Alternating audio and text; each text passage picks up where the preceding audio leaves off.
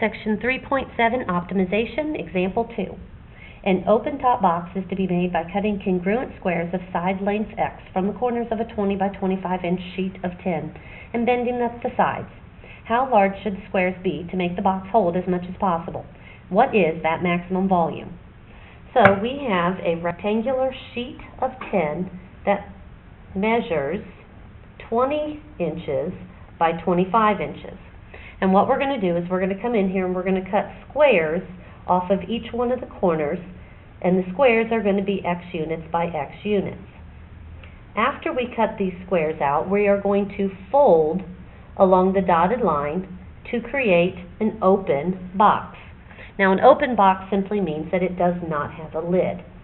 So after folding up the sides, we have created a box that has dimensions of 25 minus 2x, that's this front length here, minus the x from each of the sides.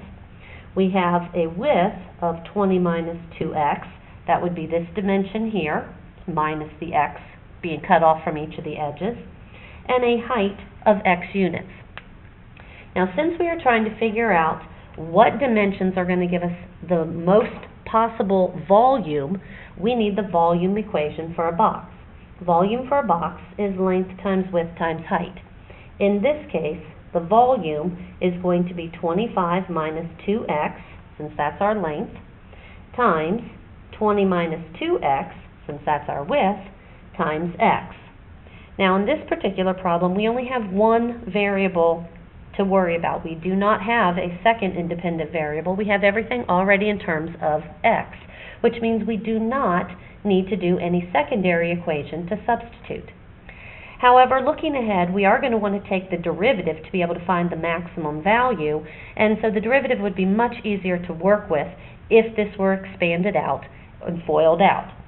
So the volume, when we expand this out, is going to be 4x cubed minus 90x squared plus 500x.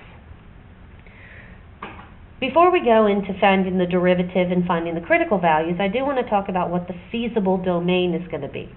The domain for x, which once again is going to be how much we are going to cut away from each of the corners, the domain for x definitely has to be positive. We cannot cut anything that is negative away from the edges.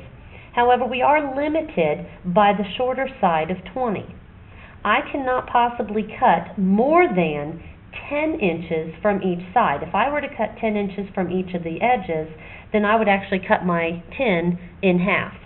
So that means any squares that we cut out have to have an x value of between 0 and 10 inches. Alright, so let's go ahead and take the derivative. The derivative is going to be 12x squared minus 180x plus 500. We want to look for our critical values, which means we want to know when this is equal to 0. Unfortunately, this quadratic equation is not going to factor. So if we did this by hand, we would need to use the quadratic formula. When we go through and use the quadratic formula, we come up with the critical values of x being approximately 3.68119, and we get 11.3188. Now, the second value right here, remember our domain said we could only look at values between 0 and 10. So the second value of 11.3188 is out of our domain, so we don't need to worry about that one. Now, the value that we also got, the 3.68119, we need to verify that it truly is a maximum. So I'm going to do this by testing it on our number line. I'm going to put 0 and 10, the endpoints of our domain, in there. And then I'm also going to put the 3.68119 critical value. Testing these on the derivative, if I pick a value between 0 and the 3.68119, like a 1, and plug it into the derivative, I get a positive value. If I pick one between the critical value and 10, like a 5, I end up getting a negative. If the derivative changes from positive to negative, that means that the volume is going to be changing from increasing to decreasing. That means that this critical value is a relative max, which is what we were trying to find. Now, back to the questions. It says, how large should the squares be in order for the box to hold as much as possible? If we cut out squares of edge 3.68119 on each side, we will get the most possible volume. So cut out squares of about 3.68119 inches on each side. That will give us the most volume. Now, the second part of the question says, what is the actual volume?